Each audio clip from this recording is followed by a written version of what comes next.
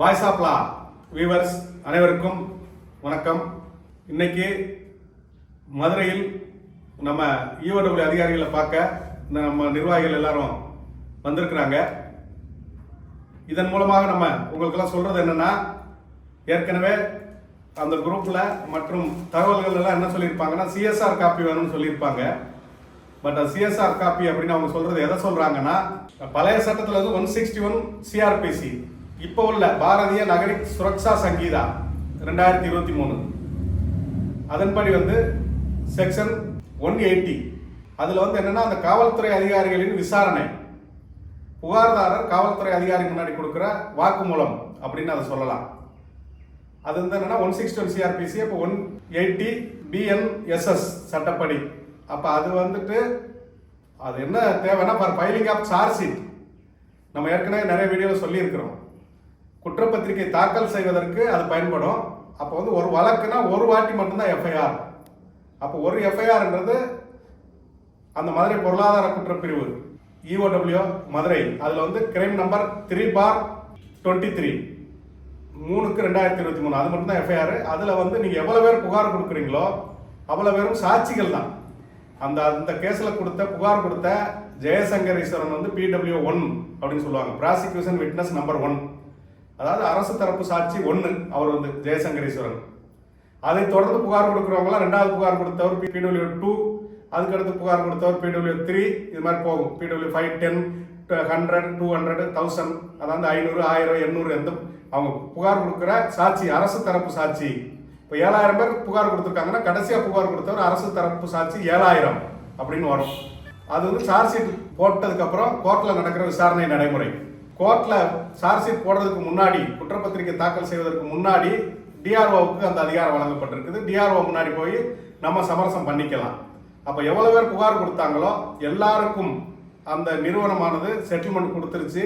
புகார் கொடுத்த அனைவருக்கும் பணமோ இடமோ அல்லது எந்த வகையான மறு மதிப்பீடு வர்ற மாதிரி ஒரு செட்டில்மெண்ட் நடந்துருச்சுன்னா, அந்த வழக்கை வந்து காவல்துறையினர் மேல் நடவடிக்கை தேவையில்லைன்னு டிராப் பண்ணிடுவாங்க. ஏடி ஆக்ஷன் டிராப்னு சொல்லுவாங்க, நடவடிக்கை முடித்து வைக்கப்பட்டதுன்னு சொல்லி கேஸை க்ளோஸ் பண்ண வாய்ப்பு இருக்குது. அதனால இப்போ அந்த சங்கத்தில் விசாரணைக்குன்னு உங்களை கூப்பிடும் போது நம்ம போய் போலீஸை போய் அவசரப்படுத்த வேண்டியதில்லை, எனக்கு வந்து அந்த டாக்குமெண்ட் அடிச்சு கொடுங்கன்னு. அவங்க கூப்பிட்டு விசாரிக்கும் போது நீங்கள் அங்கே போய்க்கலாம். அதுக்கு இடையில இதுவரைக்கும் விசாரணைக்கு கூப்பிட்டவங்க முதல்ல வாங்க, அவங்களோட 5 இயர் செட்டில்மெண்ட் ஃபார்ம் எல்லாம் வந்து சங்கத்தில் ரெடி பண்ணுறோன்னு சொல்லியிருக்காங்க. அதுக்கப்புறம் அந்த போலீஸ் கூப்பிட்டாலும் கூப்பிடாட்டி மீதி ஆட்கள் பின்னாடி வாங்க. அந்த மாதிரி வந்தாங்கன்னா நம்ம சுமூகமாக அந்த எல்லா ஃபார்மையும் வாங்கி முடித்து அந்த ஃபார்மை நம்ம வந்து நிறுவனத்தின் வழக்கறிஞர்கள் வசம் இதை நம்ம ஒப்படைக்கிறோம். அவங்க இதை எடுத்துகிட்டு போய் அவங்களும் நம்மளும் சேர்ந்து போய் நிறுவனத்தின் வழக்கறிஞர், முதலீட்டாளர்கள் வழக்கறிஞர்கள், முதலீட்டாளர்கள் குறிப்பிட்ட ஆட்கள் மற்றும் சங்க நிர்வாகிகள் நேராக போய் டிஆர்ஓ கொடுப்போம். அதை டிஆர்ஓ போலீஸுக்கு அனுப்பிவிடுவார், ஈஓடபிள்யூ போலீஸுக்கு.